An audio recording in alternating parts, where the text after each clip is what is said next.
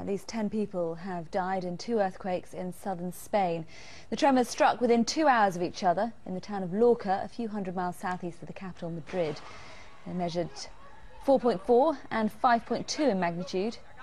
Dozens of people were injured, have been treated at the scene. These very dramatic pictures, you've just seen a bell tower drop as a reporter there, a television reporter, was live on air. These, the first pictures of the immediate aftermath of that earthquake.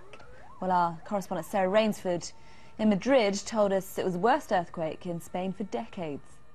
The local authorities in Lorca, which was at the epicenter of this earthquake this evening, say that 10 people have been confirmed killed mostly by falling debris. You've seen those very dramatic pictures. That was the belfry, the bell tower of the main church in Lorca, which came crashing down onto the ground as a result of the second earthquake just before 7 o'clock this evening, and of course landed just a few meters away from the TV crew that was filming that live on air. So the kind of damage you're seeing, an awful lot of debris, lots of bricks, lots of tiles falling from buildings, and that's why so many people have been killed. It's actually the worst earthquake in Spain with the most fatalities for more than 5 decades, more than 50 years.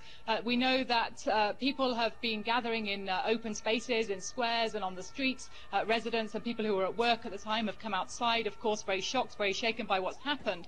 They've now been told by the local authorities to make their way to local shopping malls for safety, where they'll be provided with what help the local authorities can give them. The government here has ordered a military unit down in Murcia in the southeast of Spain to help out too. So there have been 2 earthquakes. The largest, the second one, just before 7 o'clock, measured 5.2 on the Richter scale, and that's why so many people were hurt. It was fairly shallow, the earthquake, just 10 kilometres beneath the surface.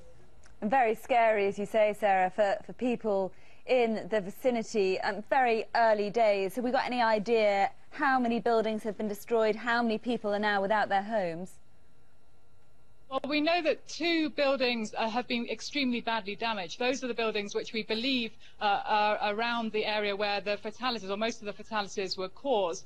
No buildings have collapsed completely, but there are pictures of many, many houses and office blocks, and of course that church with enormous cracks in the sides, both inside and outside the buildings, big piles of rubble in the street, lots of cars in the streets that have been crushed by the falling breeze blocks and the bricks. So very serious scenes. We actually felt the quake here in Madrid itself. It was just before 7 o'clock. I felt it myself. I didn't know what it was at the time. It felt very unusual, but very strange. But it was only later that we discovered there'd been an earthquake, and all my colleagues here in this building felt the same thing. So it seems an extremely powerful shake for Spain. This is a region which does have a seismic area. In fact, Murcia, the region down in the southeast, is the most seismically active region of the country. But as I say, this is the most serious earthquake with the most fatalities for more than 5 decades in Spain. Well, let's get more now. On the line from Lorca is a local resident, Martin Sayer. Good evening to you, Martin. Can you just describe the scene there for us now? Yeah, well, now everything is calm and quiet.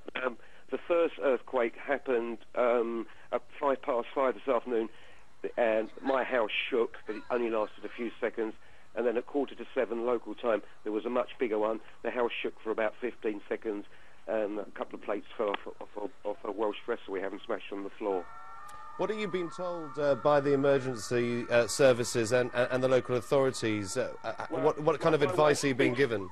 Yeah, sure. My wife speaks fluent Spanish. There's actually some general local council elections in the next couple of weeks. They've all been put on hold.